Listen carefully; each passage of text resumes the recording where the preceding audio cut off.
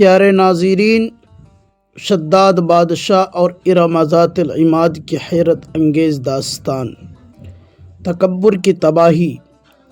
پیارے ناظرین کرام، السلام علیکم ورحمۃ اللہ وبرکاتہ۔ آج ہم ایک ایسی داستان سنائیں گے جو قرآن مجید میں ذکر ہوئی ہے۔ قوم عاد کے بادشاہ شداد کی کہانی، جو تکبر اور غرور کی وجہ سے تباہ ہو گئے۔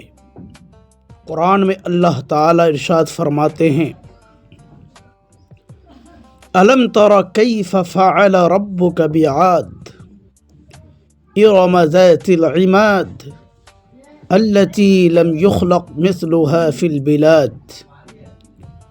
سورۃ الفجر۔ یعنی کیا تم نے نہیں دیکھا کہ تیرے رب نے عاد کے ساتھ کیا کیا؟ ارم ذات العماد والے جس جیسا شہروں میں پیدا نہیں کیا گیا۔ محترم ناظرین کرام، یہ ارم وہ شہر تھا جو شداد نے بنایا تھا، جس کی تعمیر شداد نے اس دنیا میں کرائی تھی۔ اس شہر کو شداد نے بنایا تھا، جسے زمین پر جنت کہا جاتا ہے۔ تو آئیے محترم ناظرین کرام، اس دلچسپ اور عبرت انگیز قصے کو سنتے ہیں۔ ناظرین، قوم عاد کا پس منظر اور شداد کی بادشاہی۔ ناظرین کرام، قوم عاد حضرت نوح علیہ السلام کی اولاد میں سے تھی۔ اللہ تبارک و تعالی نے انہیں زبردست طاقت، لمبے قد اور خوبصورت سرزمین عطا کی تھی۔ ناظرین کرام، وہ احقاف کے علاقے میں رہتے تھے، جو یمن اور عمان کے درمیان ریت کے ٹیلوں والا صحرا تھا۔ ریت کے ٹیلوں والا صحرا تھا، اس میں رہتے تھے۔ انہوں نے بلند ستونوں والے عظیم محلات بنائے۔ شداد قوم عاد کا ایک طاقتور بادشاہ تھا۔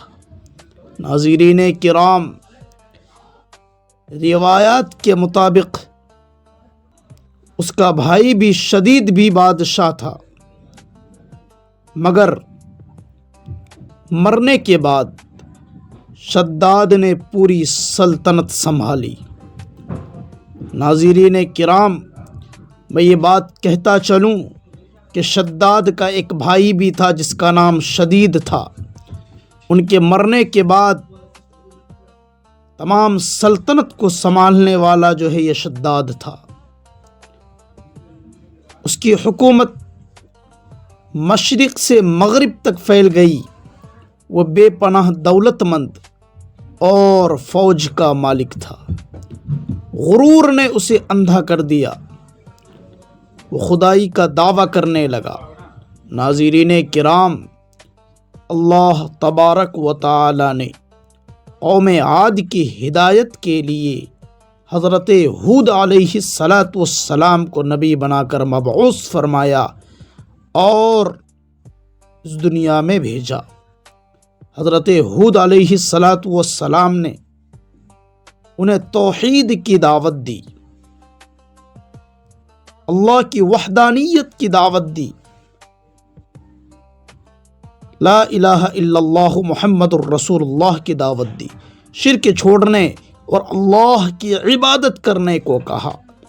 ناظرین کرام، مگر قوم نے مذاق اڑایا، ہنسی میں تبدیل کر دیا بات کو۔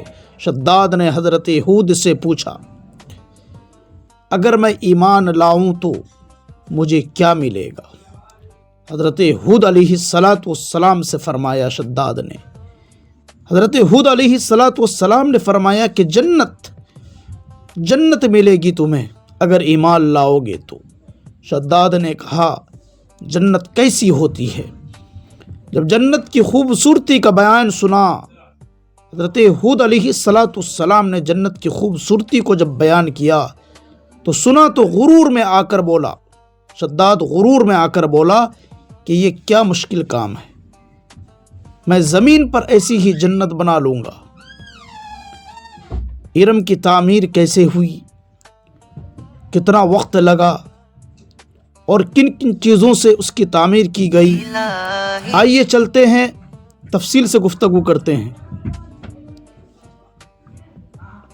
دنیا میں جنت بنانے کا خواب شداد نے فیصلہ کیا کہ وہ جنت جیسی جنت بنائے گا، جو جنت اللہ عطا کرنے والا ہے اس جیسی جنت دنیا کے اندر بنائے گا، تاکہ لوگ آخرت کی جنت کے بجائے اس دنیا کی جنت کو ترجیح دے۔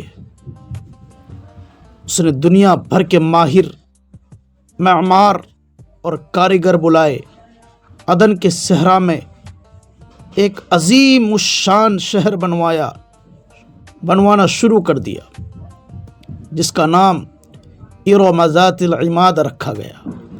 یہ شہر کتنا شاندار تھا، ناظرین کرام، اس شہر کی خوبصورتی کو بیان کیا جاتا ہے کہ یہ شہر کتنا شاندار تھا، کتنا خوبصورت تھا، کتنا لاجواب تھا۔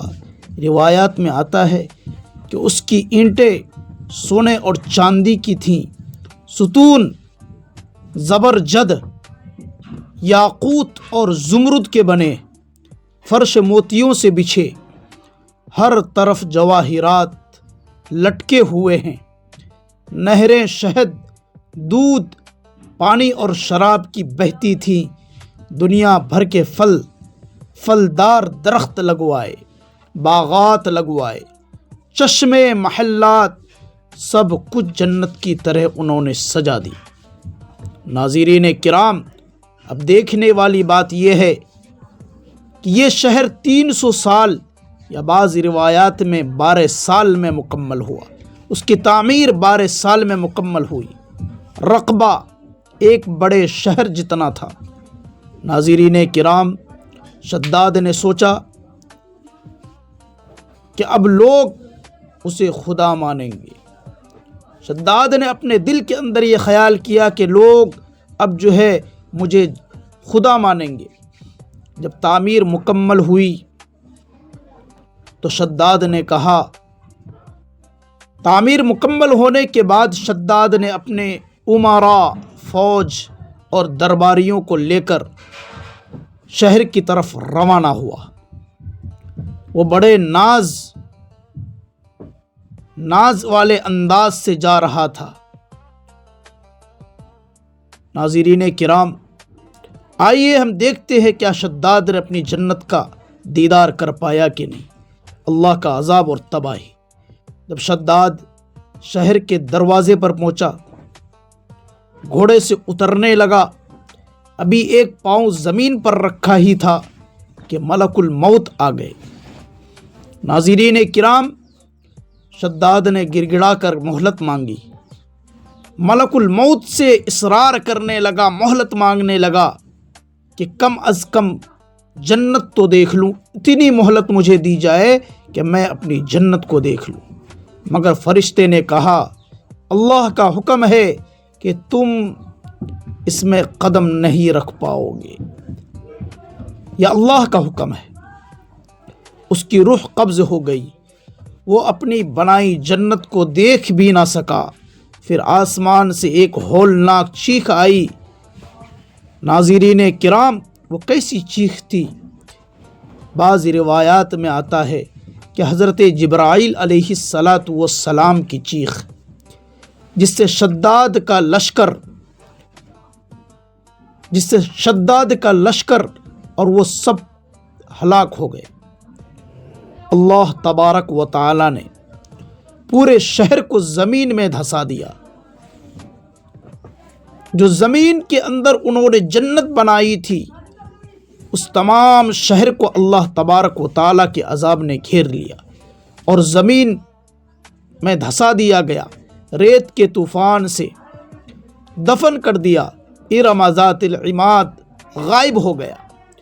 جو نام انہوں نے اپنی جنت کا رکھا تھا وہ جنت کا نام و نشان دنیا سے مٹ گیا۔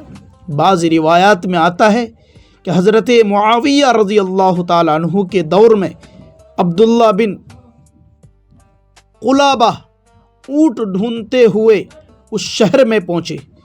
انہوں نے سونے چاندی کے محلات اور جواہرات دیکھے مگر کوئی انسان نہ پایا۔ یہ خبر کعب احبار رضی اللہ تعالیٰ عنہ تک پہنچی تو انہوں نے کہا کہ یہی ارم ہے جو شداد نے بنایا تھا۔ ناظرین کرام، سبق اور نتیجہ، یہ داستان ہمیں سکھاتی ہے، یہ قصہ ہمیں سکھاتی ہے کہ غرور اور تکبر انسان کو تباہ کر دیتا ہے۔ شداد کے پاس دنیا کی ہر نعمت تھی، ہر دولت تھی، مگر اللہ کی نافرمانی نے سب چھین لیا۔ ناظرین کرام، قرآن میں اللہ تبارک و تعالی فرماتے ہیں کہ ایسی قومیں جو سرکش ہوئیں انہیں عذاب نے آ لیا، یعنی انہیں عذاب نے گھیر لیا۔ عزیزان ملت، آج بھی فلسطین اور دنیا میں جو ظلم ہو رہا ہے مگر اللہ کی قدرت سب دیکھ رہی ہے۔ ہمیں تواضع، توحید اور اللہ کا خوف رکھنا چاہیے۔ ہمارے دل کے اندر اللہ کا خوف ہونا چاہیے۔ جو بھی کام ہم کریں اخلاص و للہیت کے ساتھ کرنی چاہیے۔ ہمارے کسی بھی اعمال کے کرنے میں دکھاوا نہیں ہونی چاہیے۔ حقیقی جنت آخرت میں ہے جو اللہ تبارک و تعالی ہمیں عطا کریں گے، جو اللہ کی اطاعت سے ہمیں ملے گی۔ یہ روایات کتب تفسیر اور تاریخ میں بیان ہوئی ہے، اگرچہ کچھ تفصیلات اسرائیل روایات سے ہے مگر قرآن کی آیات سے عبرت کافی ہے۔ اللہ تبارک و تعالی ہمیں غرور سے بچائے اور جنت الفردوس میں اعلیٰ سے اعلیٰ مقام عطا فرمائے، آمین۔